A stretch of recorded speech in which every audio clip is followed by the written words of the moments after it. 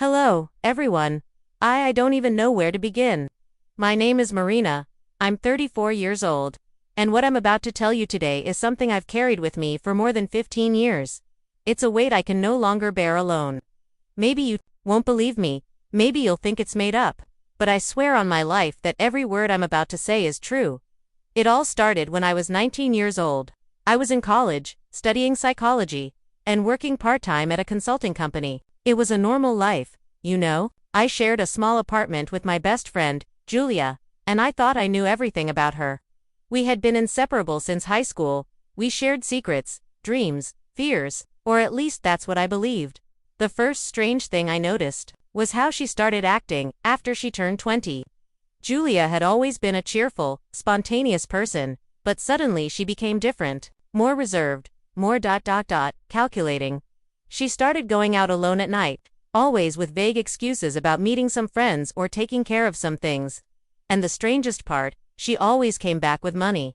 At first, I thought maybe she had gotten an extra job. You know, college is expensive, and we were both always tight on money. But when I asked directly, she would change the subject or avoid the topic in a way that made me uncomfortable.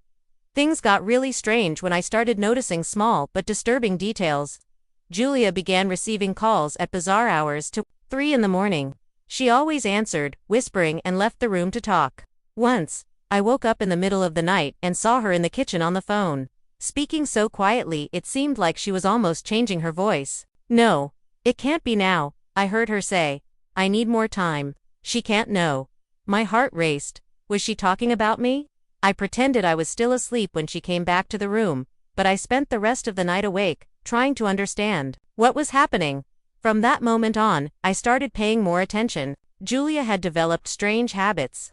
She locked drawers that used to stay open, hid papers, and I swear that sometimes I saw her burning documents in the kitchen sink. When I asked, she said they were just schoolwork that wasn't any good. But what really disturbed me was finding that envelope. It was a Saturday morning, and Julia had left early saying she was going to the library. I was cleaning the apartment when I accidentally knocked over a pile of her books. When I went to pick them up, a thick yellow envelope slipped out from inside one of the books. It was addressed to her, but with no sender, just a strange stamp I had never seen before, a symbol that looked like a snake, intertwined with a key dot. I know it was wrong, but something inside me screamed that I needed to know what was happening. I opened the envelope with trembling hands. Inside were photos, many photos, and what I saw left me completely shocked. They were photos of people I knew. College classmates, neighbors, professors, even photos of me. They weren't normal photos. They were photos taken from far away, from strange angles, as if someone was following these people. Each photo had handwritten notes with details about people's routines, times they left home, places they frequented, who they talked to. One of the photos was of me, taken outside college.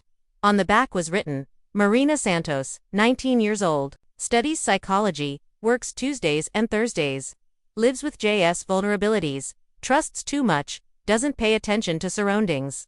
My legs went weak. JS Julia Santos. My best friend was watching me, and not just me, but several other people.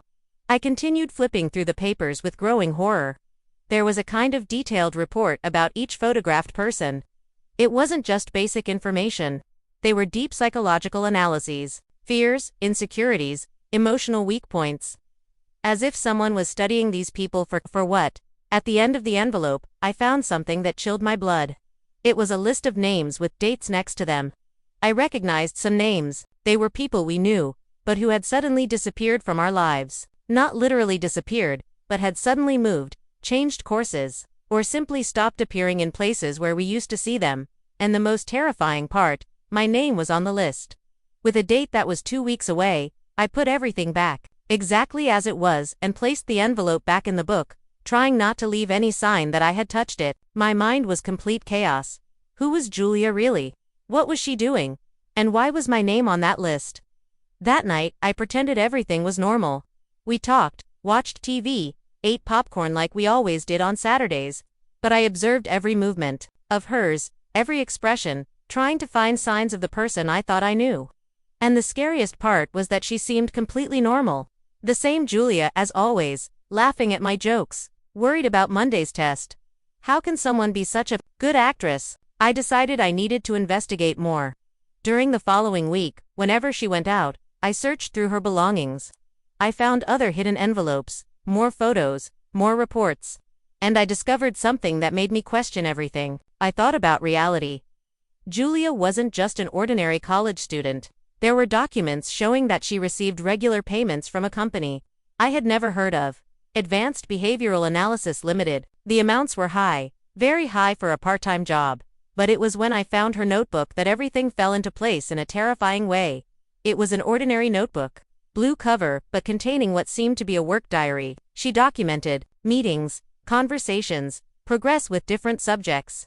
And I was there, described as Subject 247M. Read this, please, and try to imagine how I felt. Subject 247M continues to show high reliability and low suspicion. Emotional approach methods have been working effectively. Subject demonstrates strong emotional dependency, ideal for long-term manipulation. Next phase, gradual isolation from social circle. Goal, complete psychological dependency by predicted date. Guys, when I read this, I started shaking so much I almost dropped the notebook.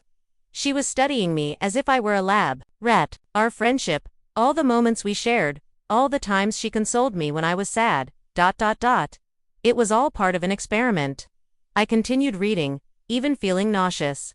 There were notes about how she had subtly distanced me from other friends, how she had influenced my decisions, even how she had sabotaged some of my relationships with guys from college. Everything documented coldly, as if it were scientific work. And the most disturbing part, she wasn't doing this alone. There were references to coordinators, other operators, and parallel subjects. It was as if there was an entire network of people doing the same thing with different targets. That night, I couldn't sleep. I kept looking at her on the other side of the room, sleeping peacefully, and wondering who that person was. How many other Julias existed out there? How many people we consider friends are actually studying us, manipulating us? The date on the list was approaching. I had few days to discover what they planned to do with me. I decided to follow Julia on one of her night outings. It was the scariest thing I had ever done in my life. On Thursday, she said she was going to meet some friends to study. I waited 15 minutes and went after her. My heart was beating so hard I was sure someone could hear it. She didn't go to any library. She went to a commercial building downtown, one of those old buildings with several small companies. She entered as if she knew the place well. I waited on the corner, trying to decide if I had the courage to go in after her. After an hour, she came out accompanied by two people I had never seen. An older man in a suit and a woman our age. They talked seriously, and I could hear fragments of the conversation. Final phase, needs to be natural, without suspicion, Other subjects have already been successfully relocated, She's ready for the process, You didn't need to be a genius to know they were talking about me. I followed them from a distance to a parking lot. They separated there, each going to a different car. Julia went to hers, the other two got into a black car with tinted windows. Together, I ran back to the apartment and arrived before her. When she arrived, an hour later, she was acting normally, asking if I had had dinner, talking about the study session. That dawn, I made the most difficult decision of my life. I couldn't keep pretending I didn't know anything, but I also couldn't confront her directly. If there really was an entire organization behind this, they could do anything to me. I needed evidence. I needed to understand what was really happening. On Friday morning, after she left, I went back to her notebook. This time, I photographed several pages with my phone. If something happened to me, at least there would be some record. That's when I found the page that changed everything. It was a list of names with the title, Operation Tabula Rasa, Successfully Relocated Subjects. There were at least 30 names there. And next to each name, a date and a brief description of what had happened. Carlos Mendez, relocated 0315, new job in distant city, no contact with previous circle. Ana Paula Silva, relocated 0502, arranged marriage, moved to different state. Roberto Santos, relocated 0728, induced psychotic break, voluntary hospitalization. Guys, when I read that, my vision darkened. They weren't just studying people. They were manipulating their entire lives, forcing drastic changes, controlling destinies. And some cases talked about hospitalization, And psychotic break. Were they literally They planned to deliberately drive me insane. I went into total panic. I took all the evidence I could find, put it in a backpack along with my most important things, and left the apartment. I couldn't stay there even one more minute. I went to my aunt's house, on the other side of town.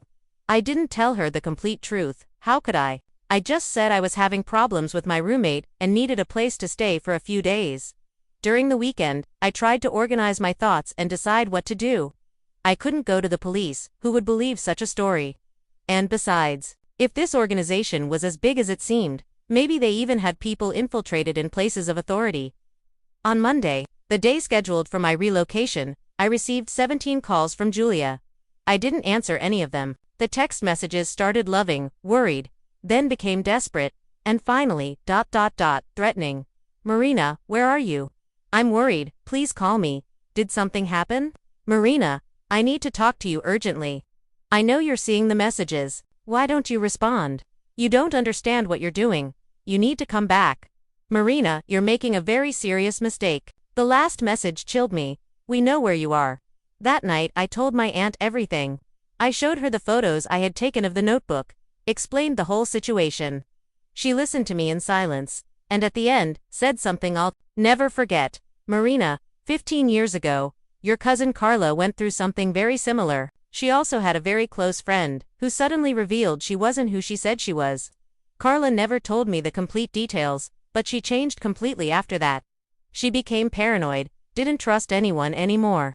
She always said there were people watching, studying, manipulating.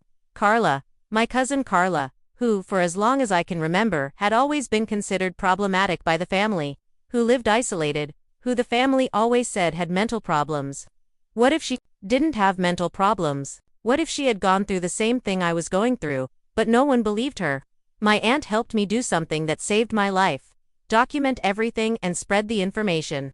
We created multiple copies of the evidence I had, stored them in different places, and she agreed to be my life insurance.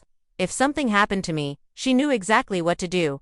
We also decided to research this Advanced Behavioral Analysis Limited. What we found was even more disturbing.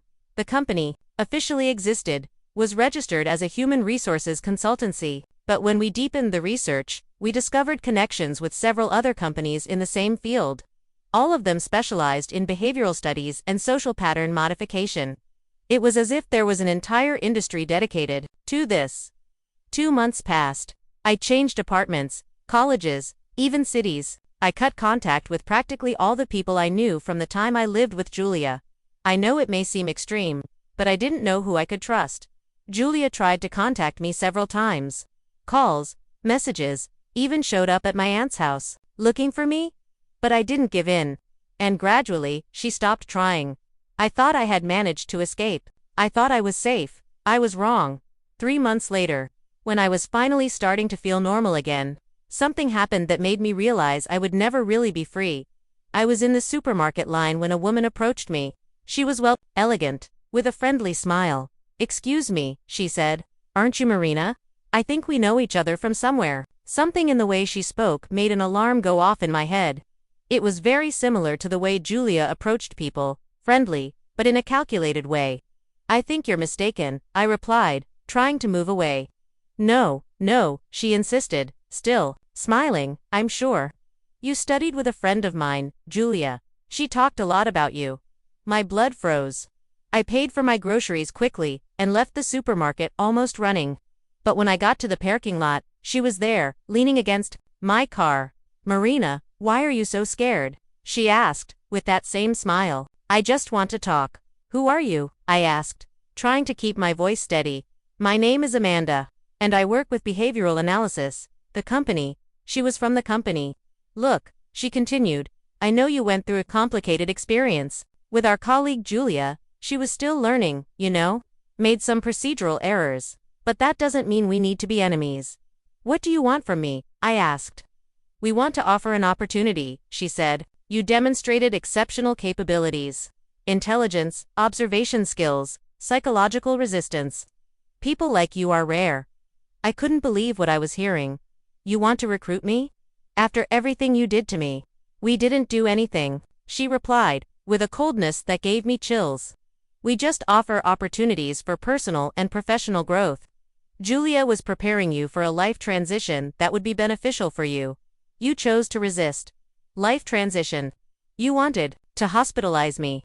She laughed, as if I had said something funny. Marina, do you really believe that our organization, which works with large companies and institutions, would waste time hospitalizing random people? Our function is to identify talents and direct them to where they can be most useful. And, if the person doesn't want to be directed, her smile disappeared for a second. Everyone wants to, Marina. It's just a matter of understanding the available options. She moved closer. I'll be direct with you. You already know too much about our work. That puts us in a delicate situation. We have two options. You join us voluntarily, or we need to ensure you don't become a problem. Is that a threat? It's a job offer, she said, smiling again. A very good offer, I might add. Excellent salary, benefits, possibility to travel, meet interesting people, ... And if I refuse, well, she sighed, in that case, unfortunately, you might start having some ... problems. Problems with employment, with credit, with relationships. You know how it is. The world is small, and sometimes people just have bad luck. It was pure and simple blackmail. I need to think, I said. Of course, she replied, handing me a card. But don't take too long. Our patience has limits. She walked away calmly, as if we had just had a normal conversation about the weather. That night, I couldn't sleep. I kept thinking about the situation. I found myself in, they had found me easily, even after I had changed cities. If they really had the power they claimed to have, would resisting be useless? But at the same time, the idea of joining them, of doing to other people what Julia had done to me, made me physically sick. That's when I made the riskiest decision of my life. If they could threaten me, I could also threaten them. I spent the next few days organizing all the evidence I had collected. I created multiple copies, in different formats, and spread them with trusted people. I also researched more about the company and its connections, and discovered something interesting. They valued secrecy very much. Their entire operation depended on remaining invisible. A week later, I called the number on the card Amanda had given me. Hello, Amanda. This is Marina. I thought about your proposal. That's good, she replied. I hope you made the right decision. I did, but before accepting the job, you need to understand something. I documented everything, and this information is stored in several places, with specific instructions about when and how it should be disclosed. Silence on the other end of the line. Marina, I don't know if you understand who you're dealing with, ... I understand perfectly, I interrupted. I'm dealing with people who depend on anonymity to operate. And now I have the power to take that anonymity away from you. What do you want? I want an agreement. You leave me alone, forever, and I don't disclose anything about you. Simple as that. And if we don't accept, then tomorrow morning, copies of everything I discovered about you will be in the main newspapers in the region. And not just the documents about me, but about all the other people you manipulated. I'm sure many journalists would be interested in a story about a company that manipulates people's lives through emotional and psychological blackmail. Another long silence. You're bluffing. Want to bet your career on that? The next day, I received a call from a number I didn't know. It was a man, older voice, who identified himself only as coordinator. Miss Marina, it seems we have a situation to resolve. It seems so. You put us in a difficult position. We don't usually accept ultimatums. And I don't usually accept being manipulated and threatened. It seems we're both out of our comfort zone. He laughed, but it wasn't a friendly laugh. You're smart. Maybe we underestimated you. You definitely underestimated me. Very well, we'll make a deal. But if you break your part, the consequences will be ... severe.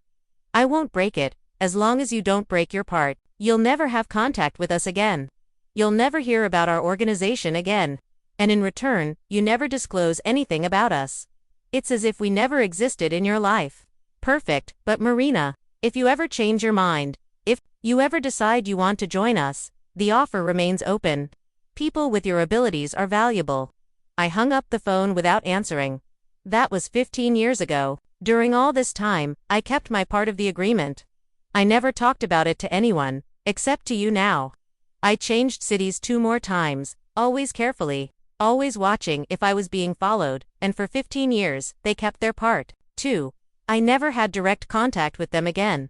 But you must be wondering, why am I telling this now? Why break the agreement after so long? 2 weeks ago, my niece, who is 19 years old, called me worried. She said her best friend was acting strangely, asking strange questions about people's lives, going out at night without convincing explanation. Aunt Marina, she said, it seems like she's studying me, you know. Like I'm a college project of hers. My blood froze. What do you mean, studying? She asks very specific questions about my fears, about my insecurities. And she always has a ready answer, as if she knew exactly what I was going to say. It's strange. I knew I needed to warn my niece. I couldn't let her go through the same thing I went through, but how to explain without seeming crazy? That's when I made the decision to tell my story publicly. Because if they're still operating, if they're still recruiting young people to manipulate other people, then the agreement we made doesn't matter anymore. And also because, after all these years, I realized something important. I wasn't the only one. During these 15 years, I found other people who went through similar experiences. People who were manipulated by friends who weren't who they said they were. People who were studied, cataloged, and in some cases, had their lives completely destroyed. There's an entire network of people doing this, and they're constantly recruiting. So if you're listening to this, and something in your life doesn't make sense, if you have a very close friend who appeared out of nowhere and quickly became indispensable, if you notice that this person always knows exactly what to say to calm you down or influence you, pay attention. Observe if this person asks very specific questions about your personal life, your insecurities, your fears. Observe if they have access to information about you that they shouldn't have. Observe if, after this person entered your life, you started distancing yourself from other friends or family members without realizing exactly how this happened. And if you find evidence of what I'm talking about, document everything. Spread the information with people you trust. And don't confront this person directly until you're sure you're safe. I broke my 15-year agreement to tell this because I believe people have the right to know. They have the right to protect themselves. I don't know what the consequences will be for me. Maybe nothing will happen. Maybe they've changed strategy. Or maybe, in a few days, I'll start having inexplicable problems in my life.